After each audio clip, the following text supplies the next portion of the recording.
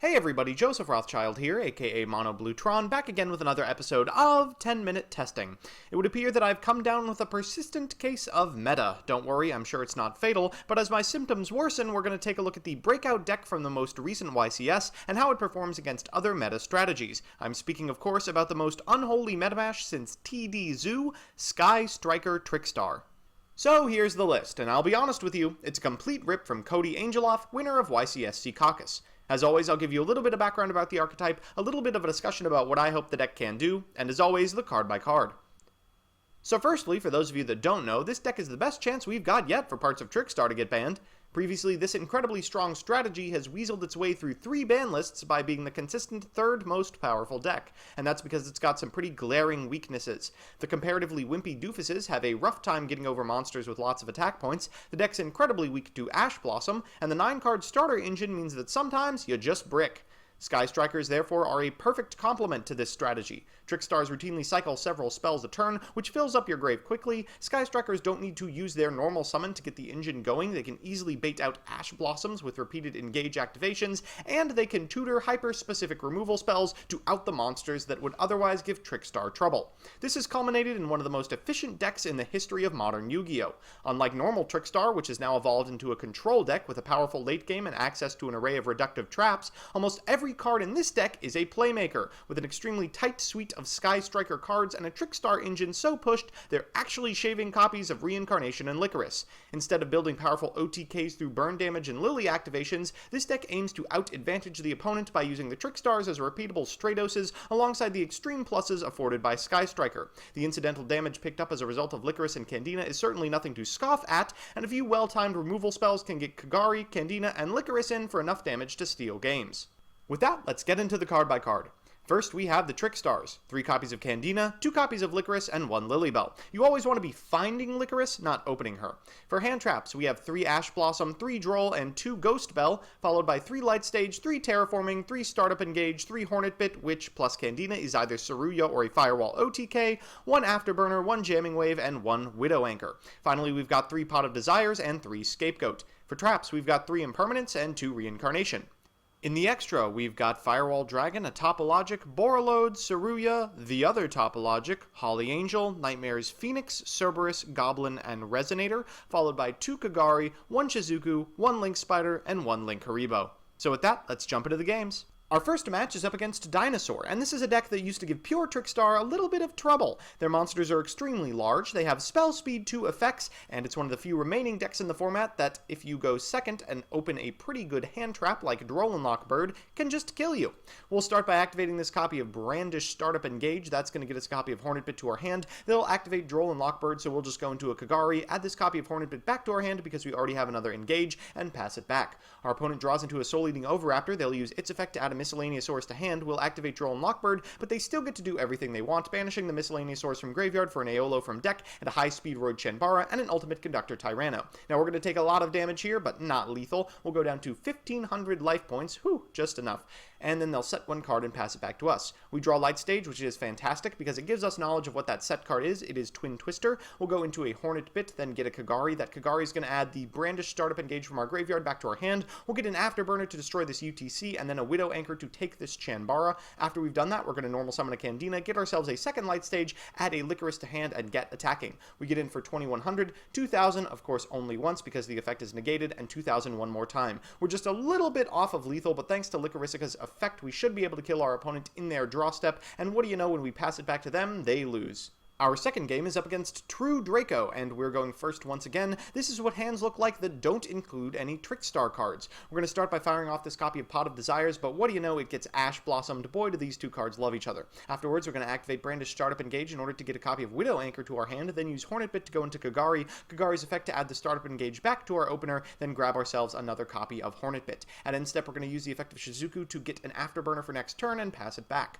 Our opponent's going to start by activating Pot of Duality, which is prime time for us to fire off this Droll and Lock Bird after they add Draco Phoenix to their hand. They'll go ahead and tribute over it for a copy of Majesty Maiden, then destroy our Infinite Transients. They'll go into a Pachycephalo, attack over for 500 and 1200 direct, but I have all the tools in my hand necessary to deal with it. We're going to start by activating this Afterburner, targeting the Pachycephalo. Then when the Majesty Maiden activates her effect, we'll flip over this Widow Anchor and take her. Once that's all said and done, we're going to activate Trickstar Lightstage for a copy of Trickstar Candina, use its effect for a Licorice, and get in for 2300 points of damage, followed by 2000. Afterwards, we're going to special summon the Licorisica from our hand, and even though it's not lethal, we still want to do as much damage as possible.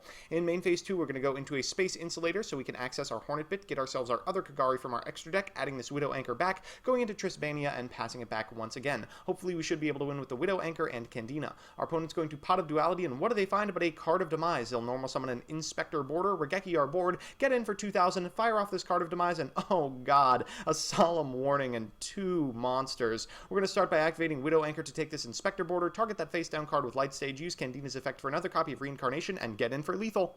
So it's time for game 3, and you know what that means, a best of 3 versus meta. And what could possibly be more meta than the recent winner of YCS Seacaucus, Sky Striker Trickstar. Our opponent is on the exact same list we are, fancy that, and they seem to have opened the Trickstar half of their deck. They're going first, so let's see how far they can go. They'll start by activating this Light Stage for a Candina, then activating a second Light Stage for a second Candina, activating Pot of Desires and finding a whole lot of nothing but a Ghost Bell. They'll go ahead and get a copy of Reincarnation off of the Candina effect, set 3, and pass. I've opened pretty well as well, so I'm going to start with an Afterburner, trying to prompt the Reincarnation. I don't want to lose the Candina I'm going to add to my hand. We're going to have to do it, unfortunately. We'll fire off this Light Stage, they will chain a Reincarnation, we'll go into Hornet Bit, and we'll lose the Candina for a Pot of Desires. That's an okay trade. We'll go into Shizuku because that's how our sets worked out, and then afterwards we're going to go into Kagari, trying to get this copy of Startup Engage back, but unfortunately it gets Ghost Belled. We'll activate Pot of Desires, find a Ghost Bell of our own, set an Infinite Transients, and get in for 2000 damage. Oh, and Scapegoat was the card that we targeted with Light Stage. Oh well. So we're going to have to play through that. That's not ideal, but we might be able to manage. They'll start with the Linkaribo, but haven't activated the effect of Light Stage, so I'll take it when they target my Widow Anchor. Afterwards, they're going to go into a Link Spider, normal summon a Candina, which I will Infinite Transients, knowing they don't have another Licorisica in hand. They're going to go into a Nightmare Phoenix, targeting our set card. It's a Scapegoat, so we will flip it up, and, ooh, wait a minute, I have just noticed something. Uh-oh, I think we are actually dead. Even after we negate the effect of this Reincarnation in Graveyard, they can go into a Nightmare Goblin, sending this copy of Reincarnation in hand, using Candina to get a Lilybell, using Lilybell's effect to special summon itself, and oh shoot, it's Firewall Dragon. It appears we have lost. Always sucks to lose to the Firewall, OTK. For Game 2, we have a pretty good grip, but unfortunately our opponent has drawn the best card in the matchup, Droll and Lock Bird. We're going to play around it as best we can, activating this copy of Brandish Startup Engage to get a Hornet Bit to hand. There's the Droll and Lock, so at the very least we can rest assured we are a genius when activating Kagari's effect, adding the Brandish Startup Engage back to our hand and praying that we don't get killed. Our opponent's going to activate a Terraforming to get a copy of Trickstar Light Stage, then get a copy of Licorice to hand, Afterburner to destroy our Kagari, Candina to get a second copy of Licorice, then get in for 2000 points of damage followed by 1800. Wait, just 18? Just 1? Oh my god, it's so greedy, but I actually kind of get next leveled by it. They're going to set a copy of Transients, then pass it back to us. We draw into a Hornet Bit, which is excellent. We're going to go ahead and set our entire hand before firing that sucker off, getting a copy of a token and a Kagari, using its effect, and then getting Infinite Transients, freeing up this copy of Engage that is set under Kagari. Engage is going to get us a Widow Anchor. We'll take a little bit of damage for doing so, but Widow Anchor is so strong that it's not a big deal. We get drolled once again, so we'll go into Shizuku so we can get over this copy of Licorice and then pass it back to our opponent.